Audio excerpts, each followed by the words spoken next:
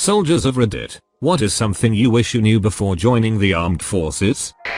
90% of soldiering is being cold, wet, exhausted, hungry, bored and pissed off. 5% is running around shooting things. The remaining 5% is cleaning all the stuff you use to shoot things with. At times all of that was my experience as well, except the being hungry part. That is one thing of many things I do have to give the army credit for. They made sure I was fed. I was blown away by how much food I got in the army and also how good the food was. I was expecting it to be terrible and it really was not. It is cafeteria style food and it has the sameness after a while if you have to eat in the DFAC too much. When your tent is a 45 minutes walk from the DFAC, the sameness makes missing the ride okay, lol. Yeah, Marine Corps chow sucks compared to an army field DFAC every day of the week. Except maybe the Marine Corps birthday, where everyone gets steak and lobster.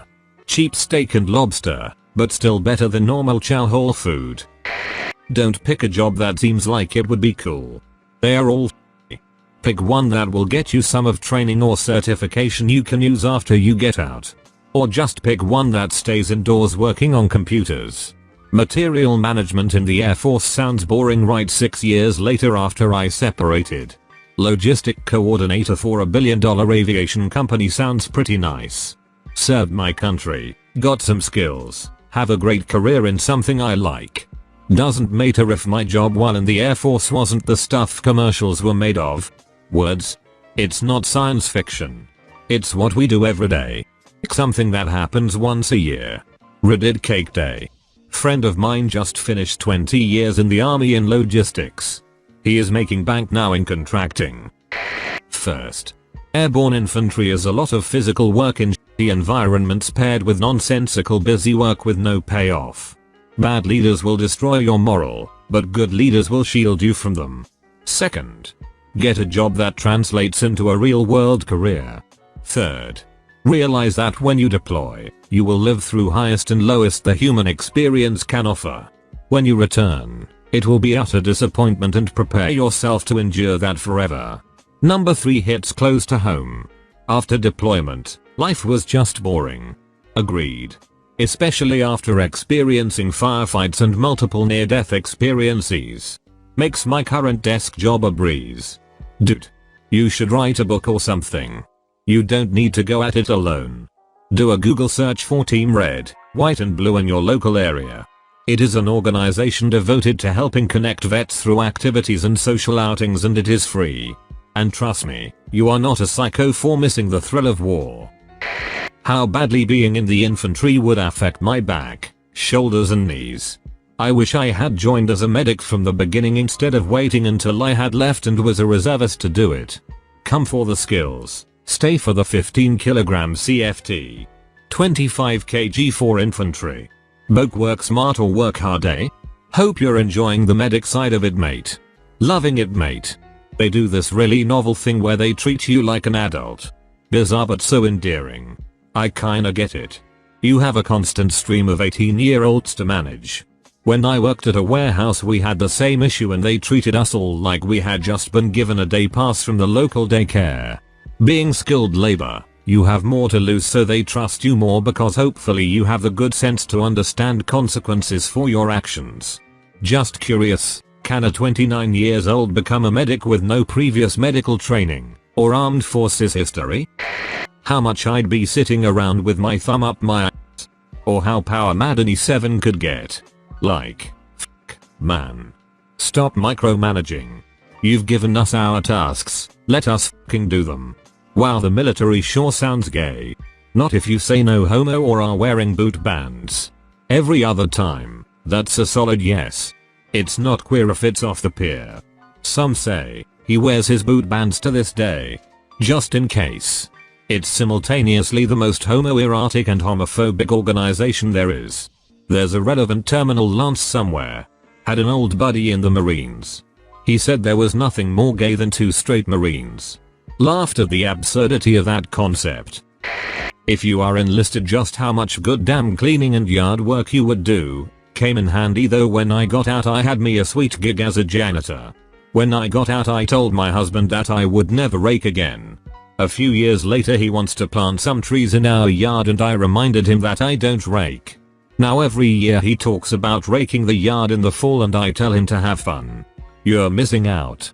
You should totally rake with me this fall. So much fun. When I was in 8 we used to laugh that we were the most in shape janitors on the planet. Also we used to joke that there must be some hidden army regulation that dictates that all army lawnmowers in a training environment must be small as hell and weight as much as possible. Can't forget that every buffer is messed up in some way. When I started my job I was amazed that buffers actually weren't meant to throw you across the room when you turned them on. HA. Yes, buffers. Ha. Most in shape janitors on the planet. That's almost more funny than taking the mountain terrain police calling course. I kindly request a janitor calendar. Save for the future because all of it ends quicker than you think. Literally everyone I know that enlisted finished their time with zero money saved up. So many of them feel the need to blow every paycheck when they have basically zero expenses. Of the 3 Marines I know well enough for them to share their finances with me. 1/3 saved, bought stock, got an used car and paid it off, going to college. The downside is he refused to work while going to college, so he ended up draining most of his savings between the GI running out and landing a job. 2/3 went to college, blew everything he could, lucky enough to be smart enough to get a good job after the GI Bill ran out. 3/3 spent it all, went back to living at home with not a penny to his name. So yeah, pretty shitty financial decisions all around. That was my thought looking at ROTC or odds after I graduated. That's not gonna last long most likely. I guess once you're an officer it can last a while if you're good, but most likely you're gonna work a lot harder at a shitty job when you get preferential hiring at just a normal federal government job. So no Camaro? Enlisted are normally terrible at this and always blame their low pay. Once you hit E5 and have a few deployments under your belt there's no reason why you should still be living paycheck to paycheck. At Air Force here 90% of the people you work with are super down to earth and chill.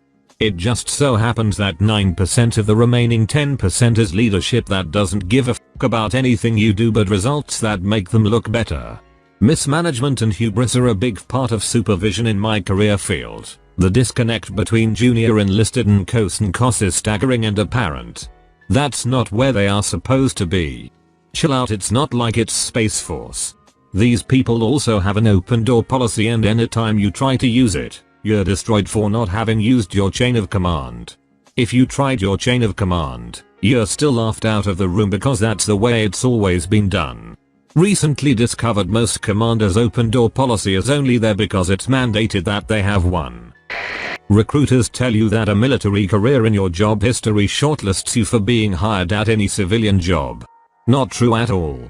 At best it'll give you the appearance of being a team player, but that is almost never enough.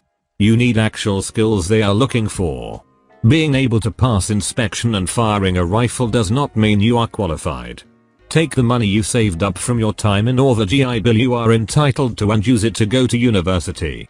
I used to hire for a small welding shop back in the 90s. I had a few vets coming and looking for a job. A few things I noticed: if you ask a vet to come for an interview at 10 AM he will show up at 9:30.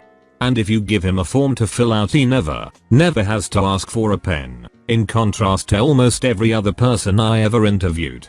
Punctuality, preparedness and tidiness are never lacking with a vet, but almost to a degree that is detrimental.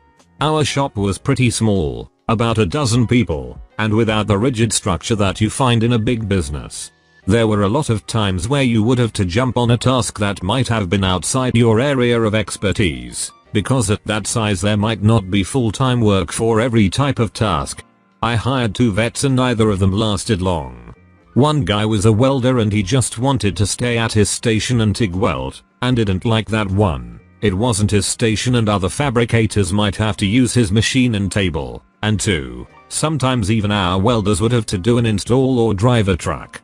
He left for a job with a military contractor. Good guy, our setup wasn't for him and he found a better place for himself welding submarine parts. The other guy had no real skills, which was okay, because what we did was kind of specialized, high-end ornamental and architectural metal. and we trained a lot of our best guys from scratch. What he couldn't deal with was the lack of oversight. Like, if you gave him a task, no matter how tedious, he would get it done with no complaints. But he would never see what needed to be done next and took no initiative. Unless you gave him a task with quantifiable results, nothing would get done. If he felt he wasn't being specifically tasked with something, he would happily just do nothing, and then be surprised when someone called him on it.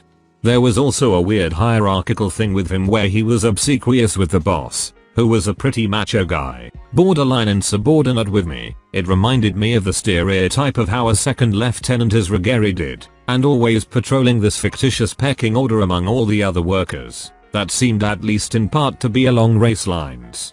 He was a terrible presence in the shop, and when we had to lay off a few people during a downturn, it was a relief to see him go. This is my TIG. There are many like it, but this one is mine. My TIG is my best friend. It is my life. I must master it as I must master my life. Without me, my TIG is useless. Without my TIG, I am useless. I must weld my TIG true.